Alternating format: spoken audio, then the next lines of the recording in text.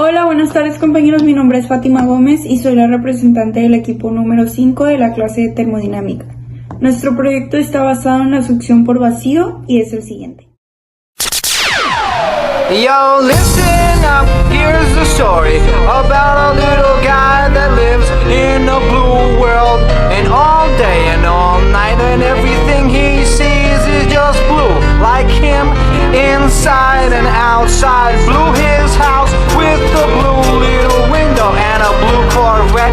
And everything is blue for him and himself and everybody around. Cause he ain't got nobody to listen to.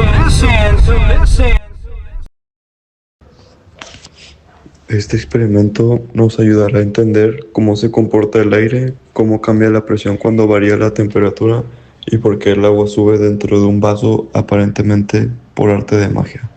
Vamos a verlo paso a paso.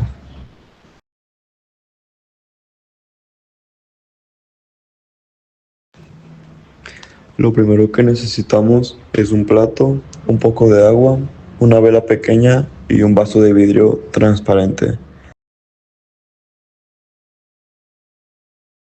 Ahora agregamos agua alrededor, sin cubrir la vela. El agua debe quedar formando una pequeña capa alrededor. Colocamos la vela justo en el centro del plato para que quede estable.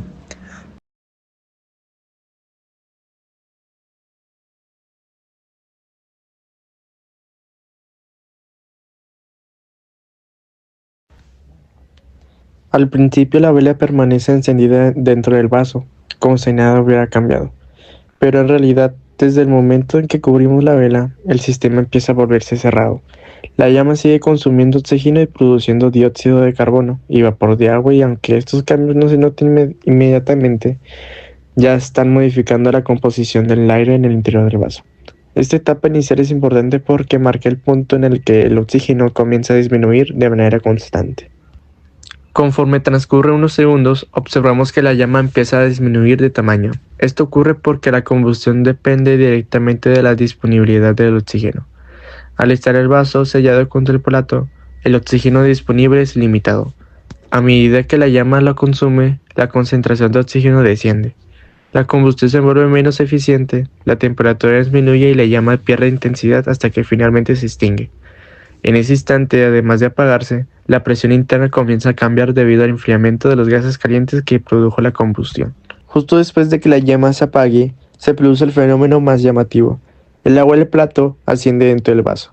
Esto sucede porque al enfriarse los gases que estaban calientes por la combustión, su volumen disminuye según la ley de los gases ideales. Al contraerse el aire caliente y haberse consumido parte del oxígeno, la presión dentro del vaso se vuelve menor que la presión atmosférica que está afuera. Esta diferencia de presiones genera un empuje del área exterior sobre el agua del plato, obligándola a entrar al vaso hasta igualar nuevamente las presiones. Aunque visualmente parece que el vaso aspira el agua, lo que realmente ocurre es que la presión atmosférica empuja el agua hacia un espacio de menor presión. Un mito frecuente. Mucha gente piensa que el agua sube porque el oxígeno desaparece y ocupa ese espacio, pero esa no es la razón principal. El agua sube principalmente porque el aire se enfría, se contrae y se crea una zona de baja presión que la presión atmosférica aprovecha para empujar el agua hacia arriba. En conclusión, tenemos de que este experimento es una excelente demostración de cómo el aire responde a los cambios de temperatura. Cuando el aire se calienta, se expande. Cuando se enfría, se contrae.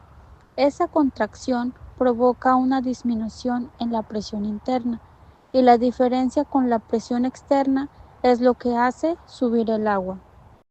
Para dar casi por concluido el tema, la primera ley de la termodinámica nos resume. La energía no se crea ni se destruye, se transforma. Aplicado, entendemos que la energía producida por la vela consume el oxígeno dentro del recipiente.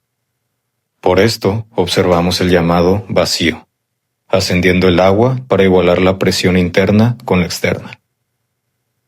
Esperamos que les haya gustado nuestro experimento. Que tengan buen día.